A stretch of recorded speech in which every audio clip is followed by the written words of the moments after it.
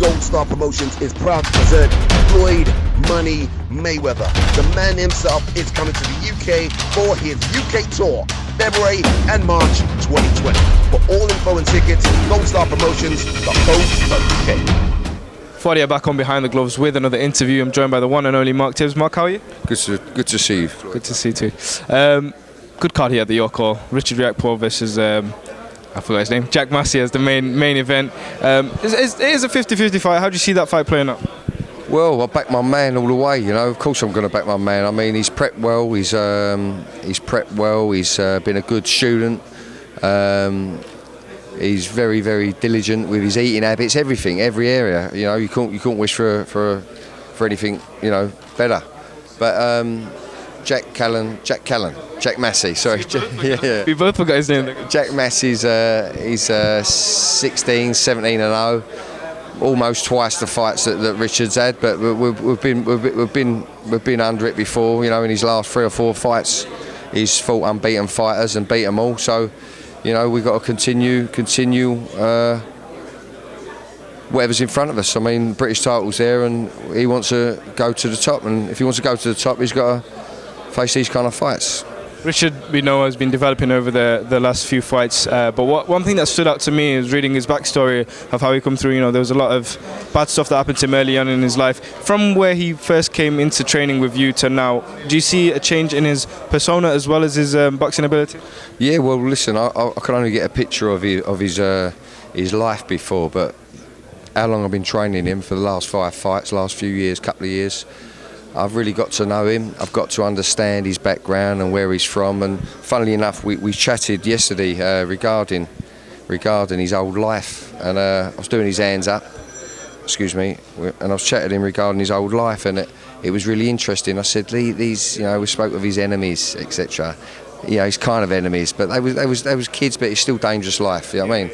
So he says, Mark, do you know what? Listen to this. He went, I bump into this one now and I bump into that one now, and they come to my fights. They're fans. They love me. You know. He said they like me. They you know. I said, well done, son. I was really proud of him to hear that. I expected to hear that from him. You know what I mean? Because I can see where he's come from and where he is right now. I said keep. You know, he's got to keep doing what he's doing, inspiring and doing the business. Yeah. Most definitely. And moving on, obviously, can't not talk to you about the Saudi Arabia experience. You were out there with Dillian Whyte. First of all, how was the whole experience? There's a lot of people saying a lot of things. How did you find out in Saudi Arabia? No, the Saudi people really looked after us really, really well. They was very, very hospitable. Couldn't do enough for us. It was a great experience. It wasn't a culture shock, but obviously, you know, it's nice to be lucky. I feel privileged to have witnessed the culture. It was very, very, very. They looked after us very, very nice. Yeah, good. Dillian obviously fought Marius Watch out there in not his best performance to date. Was it just a sort of a situation where he took the fight because he just wanted to get out there? What was the backstory of that? Well, no, it's we normally, you know, we normally fight around Christmas time anyway. So it was nothing new to me, but because of all the stuff that was going on, all the negative stuff that was all going on with him, I was surprised that he could get up for any fight, to tell you the truth, you know. And we kept him in the gym. He kept himself in the gym. We all got around him. You know, whatever area our job is, we done our job with him. And we kept him. You know, we stayed positive around him. You know. And then we got the job come up 2 or 3 weeks from Eddie Earn, and we took it, and then, you know, he went out and done it. So was it a matter of motivation because of what he went through that, you know, it wasn't really their focus for that fight? Well, listen, look, let me tell you something. When you're innocent and you keep getting people slag you off and put you down and accuse you of this and accuse you of that, you know, I think we're all very defiant, you know. So we feed off each other, and you know what's right's right. We ain't gonna, we don't back down when we're in the right. Do you know what I mean? If we're in the wrong, we'll hold our bloody hands up. But we ain't gonna back down or give in for nothing or no one. You know what I mean? So I'm glad we're all of that nature. keeping on that subject, obviously he's reinstated as the WBC interim champion now, and obviously he was cleared by UCAD as well. What was the reaction in camp when all this was released? Was there a sigh of relief, and what was the initial reaction? To be honest with you, of course there was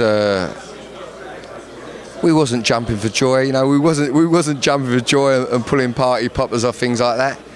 We just, you know, from myself, I can only speak for myself. You know, I was relieved because it's not very nice, you know. It's not very nice for Dillian to being accused of these accusations, and you know, myself and Michael Magic Hands and other members of the team, we all got it, and including myself, we'll get it, and we still get it on the phone from time to time, but you know, it's all been done and dealt with now, so yeah. So moving forward, what does 2020 hold for Dillian Whyte? I know the rematch between Tyson and Deontay looks to be on February 22nd, which is frustrating for Dillian because he was #1 mandatory for Deontay Wilder. What does 2020 hold? What kind of fights can we see Dillian in? Well, listen, he's up there now. He can fight any of them. See, we've got our position back, but like you say, we haven't, if you know what I'm saying. Yeah, you're interim champion, but not #1 mandatory. It is proper bollocks. Excuse my language. But the thing is, it is what it is. We've got a very professional team. Dillian's got a very professional team around him, and you know, if there's any lines to be drawn, they will draw them. They will get things done, especially when you're shooting straight like we do. You know what I mean? I just want to finally ask you, seeing as though we were on the topic of Tyson Fury and Deontay Wilder there, Tyson recently split with his trainer Ben Davison. I just want to take your thoughts. Obviously, you train a lot of fighters and at the highest level. Do you think it was a correct decision for Tyson to make such a move before probably the biggest fight of his career? I can't comment on that because, you know,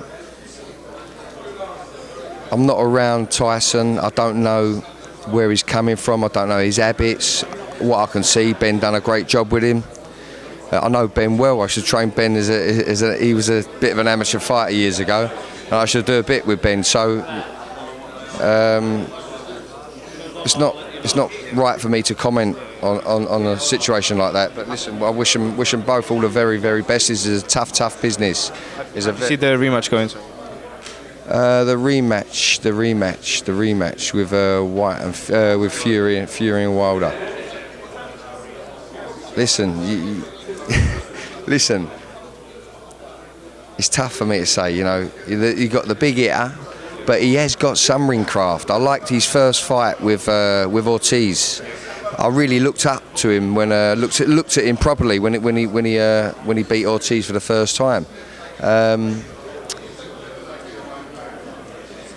That wasn't a lucky shot the second time. He's got the power, man. He's got the power, but he lets himself down with his boxing craft. But you know, he impressed me in the first Ortiz fight. So listen, it's a fight. They're big punchers, and but Tyson Fury, he's also you know, I admire Tyson Fury. His ring craft, especially.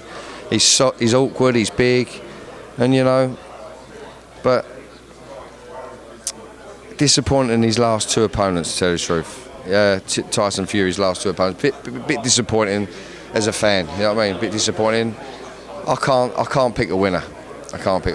Mark, thank you for your time today, and hope to see you on Fight Night. Floyd, thanks very much. Thank you, sir.